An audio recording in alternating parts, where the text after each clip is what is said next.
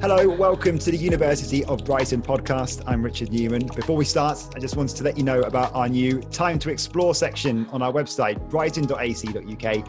There you'll find out about all the online events we're doing for students who are either thinking about coming to university or have already applied. There's a packed schedule, so do check it out. And while we can't give you any physical tours of the campuses right now because of the coronavirus restrictions, you can take a look around virtually with our new virtual tours. Well worth a visit, brighton.ac.uk. The link will be in the podcast description. Now, this week, we've seen plenty of stories about whether holidays will be possible this summer because of the coronavirus pandemic. And later this month, we'll get your questions to Dr. Marina Novelli about international travel. But what if we can't go abroad this year? What if staycations are the way forward? My guest this week is Dr. Nigel Jarvis, Tourism, Hospitality and Events Course Leader, to talk about the UK tourism industry. Hi, Nigel. How are you getting on? I'm good. I'm having a staycation at my home. as we all are at the moment, as we all are. How have you found the last few months from a personal and work sort of level? I think we're quite lucky in academia to be able to do our jobs online and still deliver lectures and have a lot of one-on-one tutorials with students. And of course, towards the end of the year, it's just about marking too. So I think I've coped quite well. And my 3 cats have loved having me home. And they photobombed quite a few of my meetings in the past. 2 of them are out right now and one's sleeping. So hopefully that's okay. Well, they're welcome to make an appearance if they want to. They can come on. Why not? Before we get really started on this, then, can you tell us about the course that you teach on and give us a little brief background on how you arrived at this point at the uni? Yeah, I'm the course leader for tourism, events, and hospitality, although my main teaching interest is in the tourism area, a little bit of interest in sport tourism, but mainly looking at the impacts of tourism, how the tourism industry is structured in the world, who are the major players organizing tourism. I'm also very interested in running attractions management. My colleague, Dr. Claire Whedon, myself, in the second year, we run a virtual theme park simulation game where students have to manage a theme park online. So I look forward to teaching students on that course. So attractions management, kind of the backbone of any tourism industry in lots of countries. And very interested in globalization and tourism. And as I said, sport tourism. Increasingly, destinations are looking at how sports events can be used to attract tourists as well. So those are my interests in teaching. Okay. And what's your background before you went into academia? In terms of my background, my parents ran a campground back in Canada. So I grew up with that to my early 20s, kind of in the tourism business there. I did geography as a degree at university in Toronto and went into work in Ministry of Tourism. So I've done some of the government side, collecting statistics for the Ontario Ministry of Tourism. Got into what I really enjoyed was consultancy, a small consultancy firm in Canada looking at tourism and leisure master plans, looking at feasibility studies for museums and leisure facilities as well. Had that background. That kind of killed my industry in a recession in the early 90s. I came back and decided, when there's problems in finding jobs, it's good to go back to the university and upgrade your skills. So I came over to Britain to do my master's degree in leisure management with full intention to go back to Canada, but I have a British passport as well. My parents are British, got a job teaching at Brighton University. This is my 25th year being in Britain. So since then, I've done my PhD as well at the University of Brighton. So I really enjoy teaching. Yeah, cool. I'm really interested by the attractions one, by the way. It takes me back to playing theme park, I think, when I was a lot younger. I used to love that. Okay. Yeah, Claire and I, if I could tell you, I know there are some online games. Claire and I worked with a key manager at Chessington Theme Park a few years ago. I won a little bit of grant money from the university to develop a unique game. So it's just for our students, and they have to make marketing decisions, hire a certain number of people. They have to come up with their theme, and they run 2 years, 6 operating seasons, and they have to do a marketing launch, a brochure before the simulation starts, and then they have to do an annual general meeting. So I've got a good sense of, what the key variables are working with Chessington, and we developed it. And we had some grant money, as I said, from the university, and we hired a computer student from another department at the University of Brighton who had expertise in simulation games, and it was fantastic. And then we just, I got some money a few years ago to upgrade it because it needed a new web browser, et cetera. And we added in certain other marketing variables like Twitter and social media things. So it's upgraded now. And I can do complaint letters too now within the simulation. Before I used to just do it manually, and now I can do it all live. So my students really like it because it's quite a different way of teaching. I mean, we do go visit theme parks and attractions as part of that module anyways, but it's a nice combination. That's great. Okay, let's get stuck in. We'll quickly touch on international travel first, because we know at the moment the holidays abroad are really sketchy. Quarantine rules come in, make things difficult. We're recording this on Wednesday when some papers are talking about the possibility of holidays abroad happening this summer. I mean, really, it's not just about what we want, though, is it? I mean, other countries have to let in UK visitors from the UK in the first place as well. It's a two-way thing.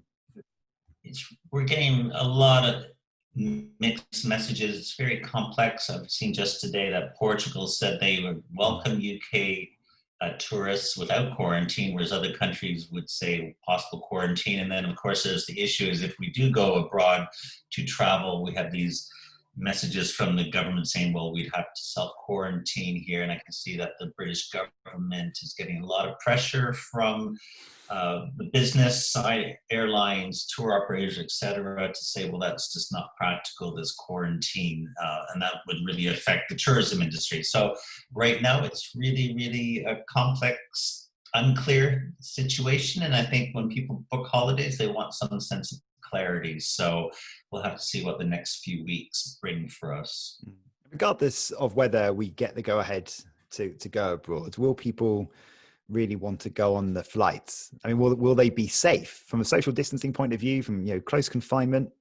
It seems like the absolute anti of everything we're being told to do, doesn't it, going on a flight?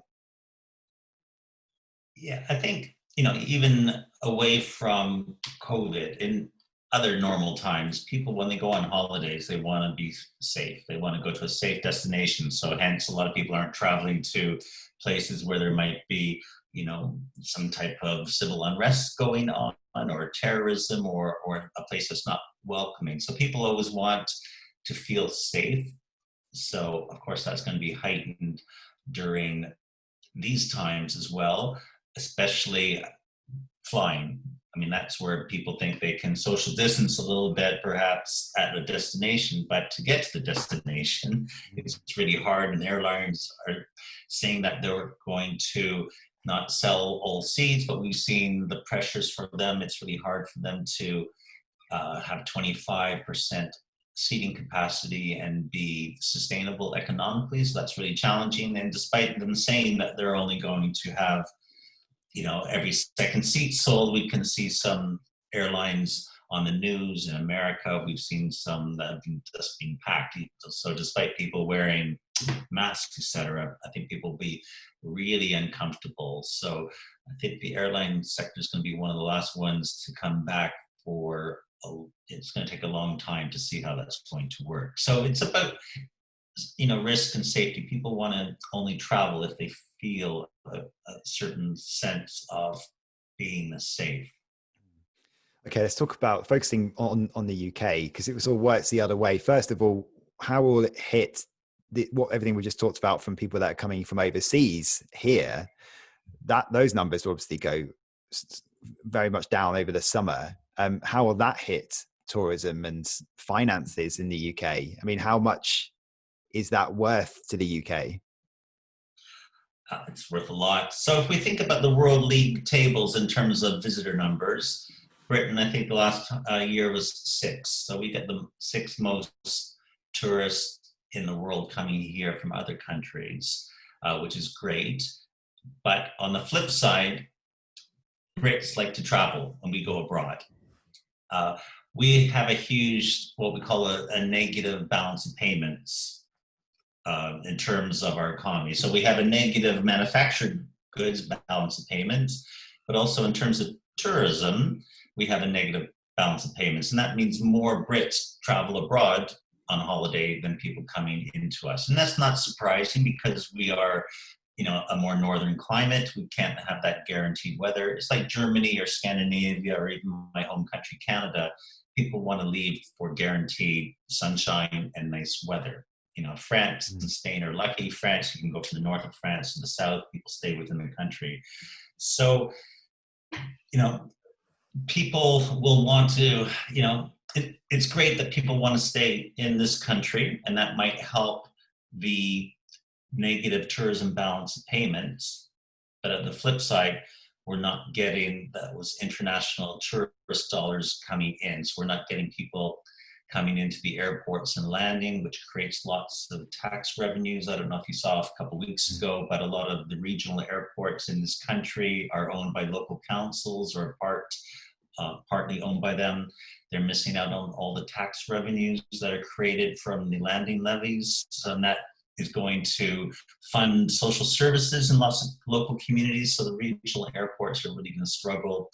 And of course, tourism, it's worth about 10, 11% of the gross domestic product in this country. Right. And I think this COVID epidemic has really shown how tourism industry is really crucial to the economy of the country and how it links to so many different sectors as well.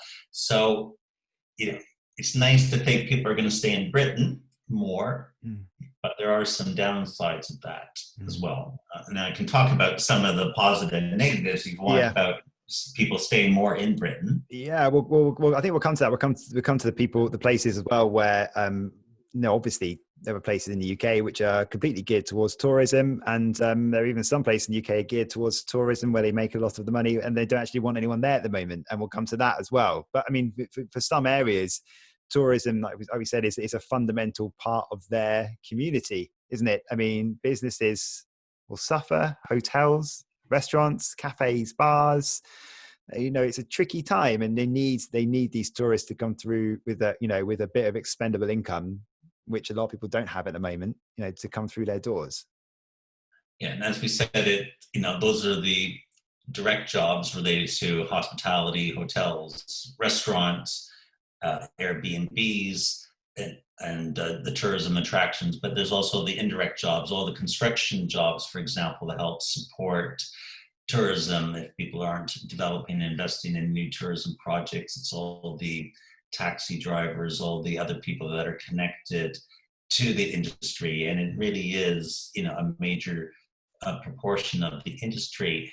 And a lot of times, tourism is one of those sectors in lots of places around the world. It's almost like an invisible sector. A lot of times we know it happens out there, but we don't realize how important it is until something like this happens. I think we can go back to, just the turn of the century with foot and mouth disease, where the countryside was seen as being closed. And, tourism came to the fore there too, in terms of how many businesses were suffering. And, a lot of times the government doesn't give a lot of support to tourism industries. Other highly unionized sectors, whether it's farming or other primary sectors, they get a lot of government support, and a lot of times tourism is left on its own. So a lot of people who work in the hospitality, tourism, and event sector are really hit hard. It was one of the first sectors right away to be hit, of course, by the lockdown, and it's probably likely to be the last sector to recover as well. But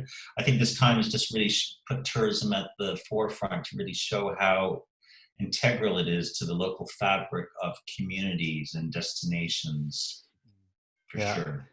I mean, so how people will be thinking about staycations instead.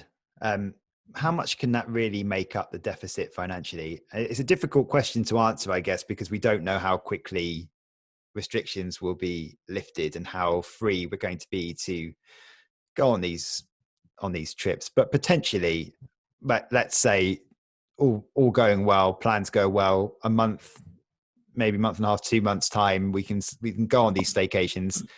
How helpful will that be to the industry? It will. Yeah. Last couple of years ago, the latest statistics I have, it's about a 17 billion pound deficit. So that means our Brits going abroad spent 17 billion more than international tourists brought in. And that's quite a huge deficit. And quite interesting to go back to the tourism balance of payments. It used to be fairly even up in, in the 70s. And it would fluctuate due to a number of reasons. So the oil crisis, for example, in the early 70s made it very expensive for people to travel, staycation. So we just had a small surplus. One of the key things too, if we look at reasons why it fluctuates, good weather. So if we tend to have a hotter summer, and we've had pretty good weather since the lockdown started, people aren't so inclined. So we see little blips. Good British weather for a prolonged period means more people will stay here. Why do we need to go to the Mediterranean if we're having 25, 26 degree weather here? And we've had, last few years, some good weather, and that helps. Of course, what really drove our tourism deficit to get bigger and bigger in the 80s and 90s was the rise of low-cost airline. Relatively cheap to fly abroad. So we have there's a few other things. The value of the pound is another one. So, when Britain voted for Brexit, that drove our pound down for a few years. And that actually was good for British tourism. It meant it was cheaper for international tourists to come here. So we saw a huge rise in North Americans coming to Britain. So that was great. It made it a little bit more expensive for us to go abroad. So that helped our deficit a little bit. So we always have these kind of variables to always think about.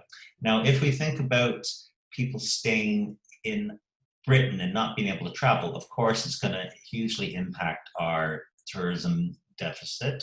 It means it would be nice to get it almost to an even point. That would be a huge win.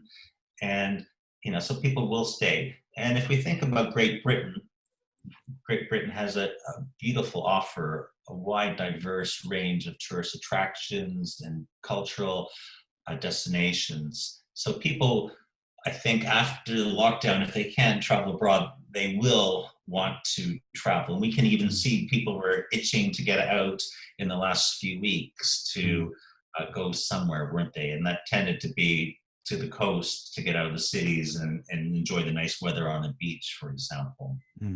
Well, yeah, here in Brighton, obviously, we've seen more visitors over the past few weeks with all the great weather, as you mentioned, that we've had.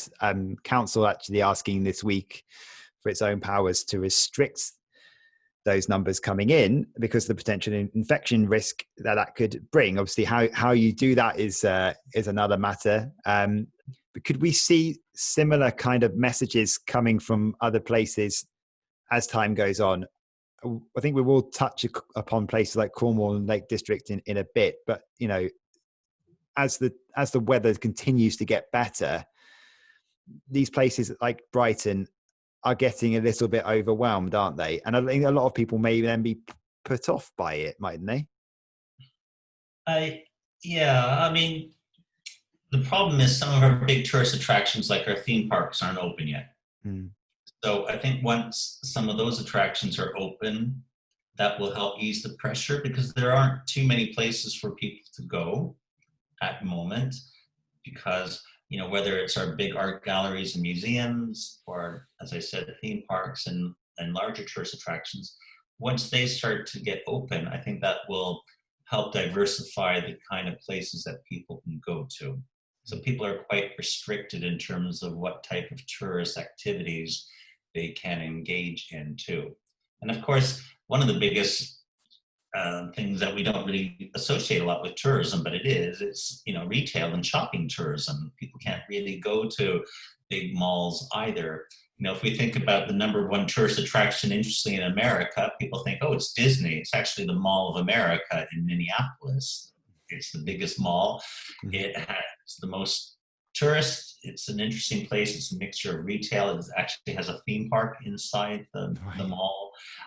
It has a university. It has some churches. So, that's another thing that we've been restricted to do, is go into the big malls too. So I think once social distancing and more of the economy opens up, I think there might be a little bit of less pressure specifically on the beaches. Saying that, there will be some seaside destinations who are going to have to play this balance of, well, how many tourists do we want and how many can we accommodate? Because we've seen that in the news quite a bit, haven't we?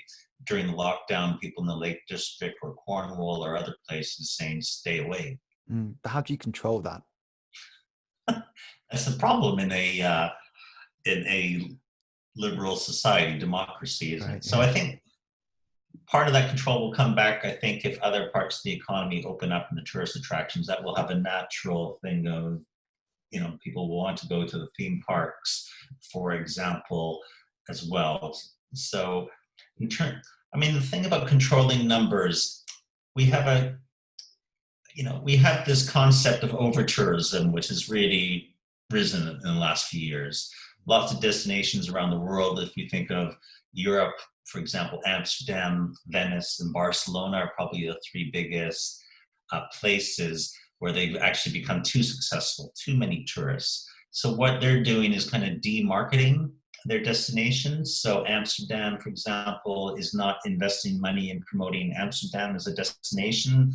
The Dutch government is kind of promoting Holland, Netherlands as a destination, trying to spread people out. So, one could argue that could work in Britain too, for people to go to different parts of the country and kind of demarket or not invest in marketing Cornwall or the Lake District to try to get people to go to different places. Because this country is blessed with a wide range of wonderful attractions, and a lot of people don't really know their own country. So this might be a great opportunity for people to discover how great their own country, their own backyard is in terms of holiday destinations.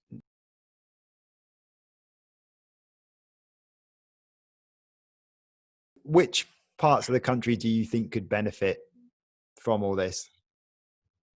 Well, I hope that people discover other parts of Britain which aren't the classic places to go to, like the Cotswolds, Lake District, or Devon or Cornwall. I mean, obviously the seaside is always going to be a winner for Brits.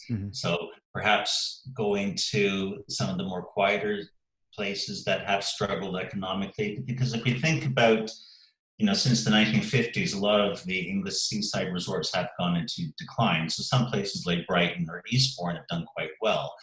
Other places like Hastings or, some of the places like Great Yarmouth, they have struggled. So maybe they would benefit that people can go to some of these places as well. I would think people would want to go to places like in Wales or the Northeast, and Cumbria and places like that, Northumberland, Yorkshire. I just think perhaps people make that decision. They'll think, Cornwall or Devon or the Lake District is going to be busy, and maybe they research that themselves and realize, there are a range of other places to go to. Those very popular areas that we were talking about, Cornwall, the Lake District, the places that were asking people to stay away, they received a lot of criticism for that as well. Do you think that's fair? This is coming back to the concept of over-tourism. There's kind of a love-hate relationship with tourism in lots of places. People who are directly linked to tourism, they run an attraction or a hotel, a B&B, a good restaurant. People who have that direct connection to tourism, they tend to favor tourism. It's the people who aren't connected to tourism. So they're the ones to complain about the traffic as well. Yeah. And, I can see that in my hometown in Eastbourne. We have the annual air show in August here, Airborne, which attracts 500,000 people a year. Most people love it, but there's a small pocket of people who complain about it. They think it should be canceled because of the traffic and the pollution that it causes. But a lot of times people don't realize, because tourism is one of these invisible industries, they don't realize how much tax dollars are created from tourists coming in and how that filters back into the local economy and funds parks and schools and recreation services as well, or even road works as well. Mhm. So I think a lot of time, because tourism, people aren't aware of how it's linked to other sectors in the economy and how it creates all those tax dollars. I think a lot of people don't know the benefits Mm. there. And so sometimes I think people in those kind of destinations don't realize how lucky of the quality of life they have because of tourism, but because they're not directly involved, they do want you to stay away. It always comes back to, well, what's the perfect number of tourists to have? A classic tourist attraction would be, we have a wonderful range of tourist attractions in this country, heritage properties, old castles or old buildings, and they're constantly dealing with this dilemma. You want enough tourists to come in the year at some stage to create revenue, but you don't want too many tourists that you are doing negative damage to the attraction, because the more tourists you have in an enclosed building, it starts creating wear and tear on the building, humidity, destroying the tapestries or the paintings, etc., and people taking flash photography, etc. So it's a fine balance, and I think that's a nice microcosm for the tourism industry in general. For an entire destination, it's nice to have a certain number of tourists, but you don't want too many that the carrying capacity is met, because once you get too many tourists, then it's when you get your local residents who live there, they start getting quite angry or antagonistic towards tourists and not very welcoming, which creates a bad reputation as well. So I think that's going to be the challenge, as if people stay home in Britain more and more this year, that we're a small island nation. People are going to see tourist numbers rise in certain destinations, and hopefully that will be a bit more evenly spread. So I think there will be some residents saying we don't want tourists, whereas other voices in those same destinations says, yes, please come. We're probably all a bit guilty of that when something impacts where you live, when it's your home, your home, you want to feel at home, don't you? I think. And when the roads are busy and the trains are packed and you just want to get home, I think that's where the frustration comes. But we're all probably willing to go and do the same thing in someone else's part of the country. So it's one of those things that a lot of us will do all the time, I imagine. Well, I think a lot of people, we demonize tourists sometimes, don't we? That we treat them all the same. We have tourists who are very well-behaved tourists. They're very sustainable. They read about places, whether they stay in Britain or go abroad. They try to learn some local language or customs. They're aware not to cause offense. They try to stay local with a small independent business, as opposed to staying in a big multinational chain hotel. They want to eat local restaurants. They don't want to eat at a chain restaurant. So we have tourists who are very responsible. And then, of course, we have our other tourists who give people bad reputations. They're the mass tourists. They're not really that interested in learning about local culture. They perhaps want to drink or suntan or whatever. And I think a lot of times tourists are, some of us are ashamed to admit we're a tourist. I live in Eastbourne. I'm about 3/4 of a mile to the beach. Since lockdown in March, I haven't gone down to the beach once. So even though I'm a local resident, I'm a bit worried if I go down to the seafront, because so many other people have been going down there.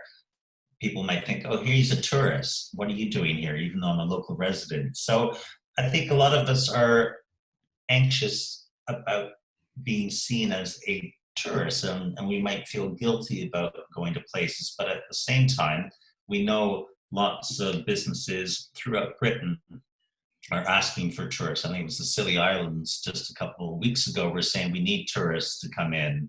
So, but we are getting these mixed messages, aren't we? Because Cornwall's saying we don't want you.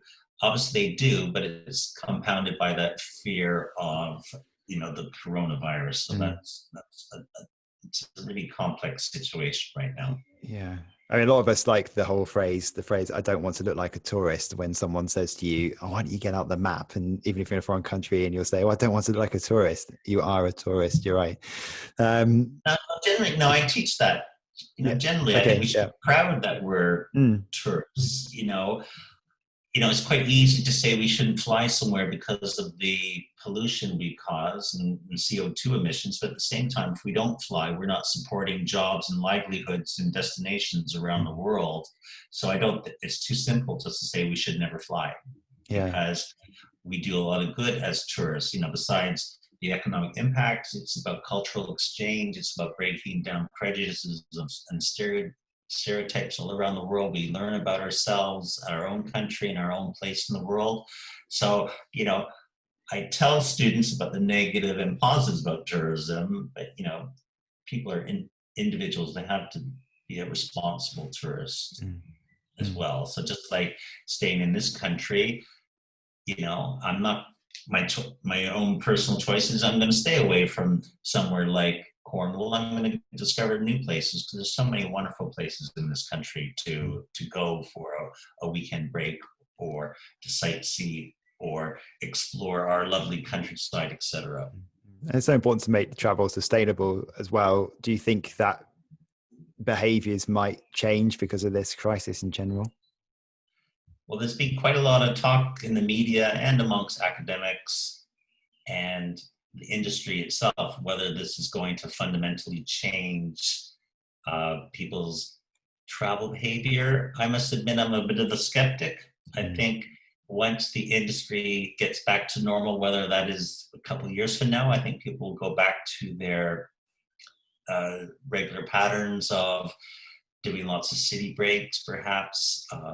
So I'm a bit skeptical of that. So we'll have to see where that one is. But I don't see people necessarily flying less in the future. Obviously, this year that's going to happen. But once the airlines open up, if they recover and the epidemic is addressed and people feel safe in traveling, I think people will go back to their normal patterns. There might be a rise in certain types of more sustainable holidays. Camping, for example, there's been some buzz about camping, but we'll just have to see about that one. yeah, I think I might share your views a little bit about, we're fully up and running. I'm fairly sure those planes are going to be full to capacity.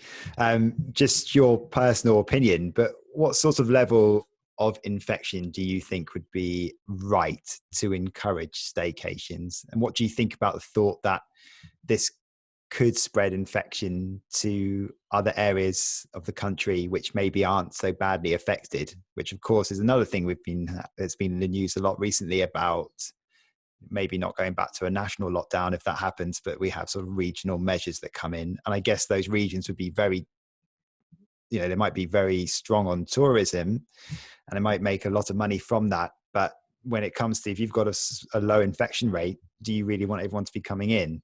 It's a tricky balance. Yeah, I think lots of places around the world are struggling with that issue. I'm not a scientist. Obviously, it's about keeping the R rate below 1 there. So that's a really hard question for me to answer in terms of, I think any type of tourist, when you travel, you should always educate yourself about the destination you're going to. And I think a lot of people don't. So I think that would be part of it. If people were staying in the UK, they were staying at home and not going anywhere abroad, that they would think about the regional levels and variances in infection rates. And, if I knew a certain part of the country was higher or lower from where I lived, I may think about that myself. I don't think a lot of people will do that, because I don't think a lot of people invest that time. So that's quite hard to answer that question. Yeah, I guess, and finally, really, I think, what do you think about what sort of, I think more the question might be, do you think that a version of what we've all been able to experience is better than nothing at all? So we're seeing things open up in different ways, aren't we? So shops will be opening again soon, and there'll be the social distancing will be in place. You have to, encouraged to wear masks, gloves. Tourism in the same way might be a bit strange, seeing sport opening up without crowds. Are you of the sort of opinion from a tourism point of view that something is better than nothing? Or, can you get the same enjoyment out of those trips away? Will people feel fulfilled and then maybe even stretch the boundaries, I think is maybe where I'm going with that. Do you you're in that setting, do you maybe then push it a little bit like we maybe have seen on beaches over the last few weeks? Yeah, I think so. Because part of when we travel, it's about the interactions we have with local people and the conversations we have in our brief encounters in restaurants or attractions or in the streets somewhere. Some people will want to social distance, won't they? But we can see that beach in Dorset where there's only one stairs going up or down. People weren't social distancing at all.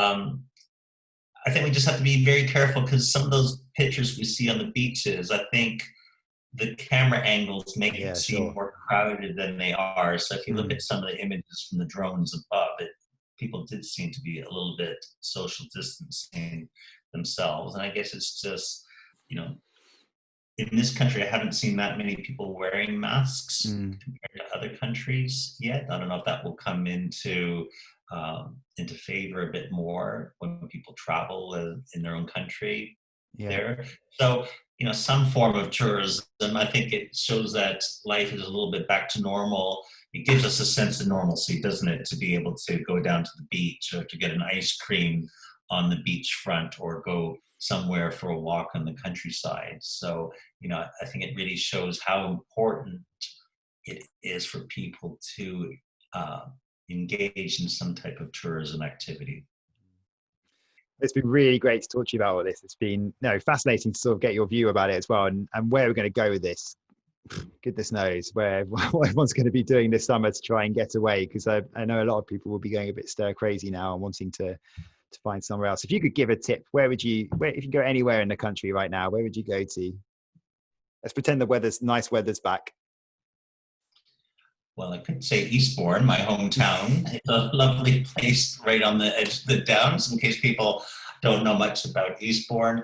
But I do like Yorkshire. I think it's lovely up north in some of our industrial towns. They're kind of neglected from industry, but they've got a wonderful heritage tourism offer as well. So I'm a big fan of up north. I lived for a year in Sheffield to do my degree. I mean, you were up north in Staffordshire too, lots of lovely places up there and beautiful countryside too. And, for me, I would like to go more inward than outward to the seaside. I think there's lots of lovely places to discover in this country, even though I just did promote Eastbourne too.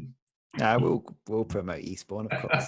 And if any prospective students have any courses that are starting in Eastbourne, it's a lovely place to live, especially when the sun's out. We end every podcast with some questions away from your work, I guess, just to get to know you a little bit better. So just some quick fire questions. The first one is, what advice would you give to your younger self? I think it is about reading. When I was younger, I didn't read much, and this is how we learn. And I read lots now. So read. It's a wonderful activity. Yeah. And if you could pick any other subject to study at the University of Brighton, what might it be?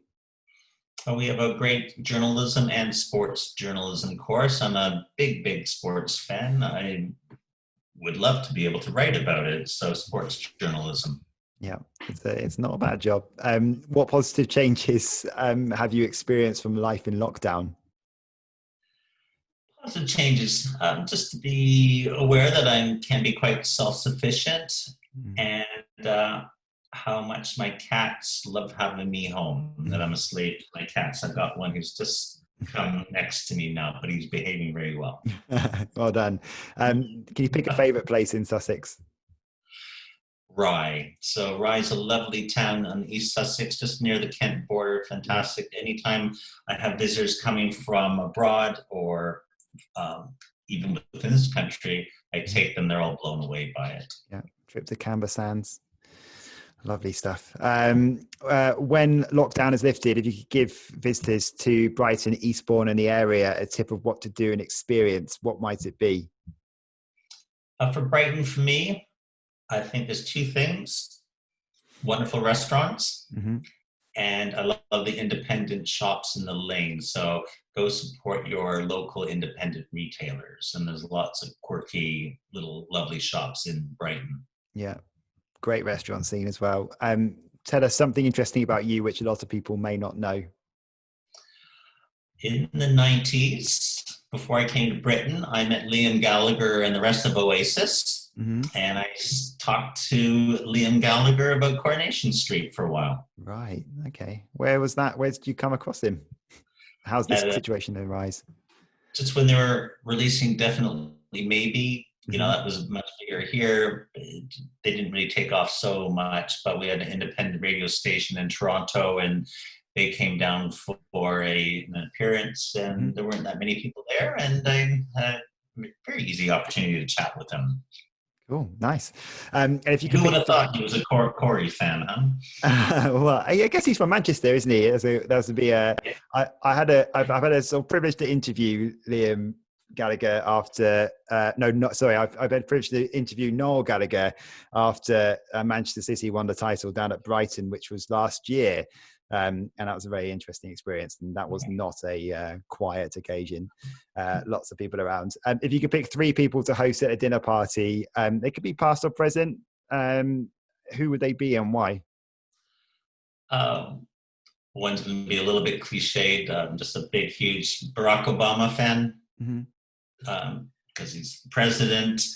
How much do you think things might have changed if he was around at the moment? A lot different, you know. He had wonderful. He could speak wonderful. The way he spoke, and how much empathy he showed.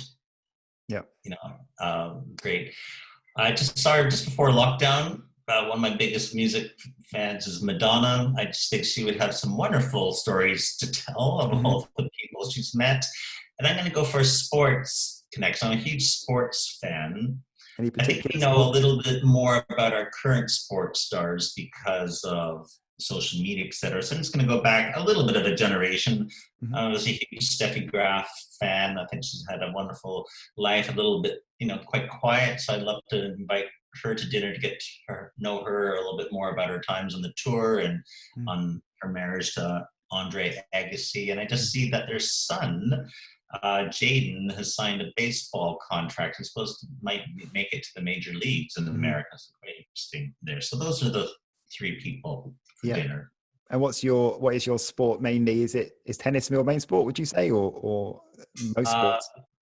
I love watching the NFL. Yeah. Big NFL fan. I play tennis though. I belong to a tennis club, and I just got back. We've been allowed to play for a couple of weeks now, singles, and this week we're allowed to play doubles. So I played tournaments around the world. Cool. Play some amateur level tournaments as well.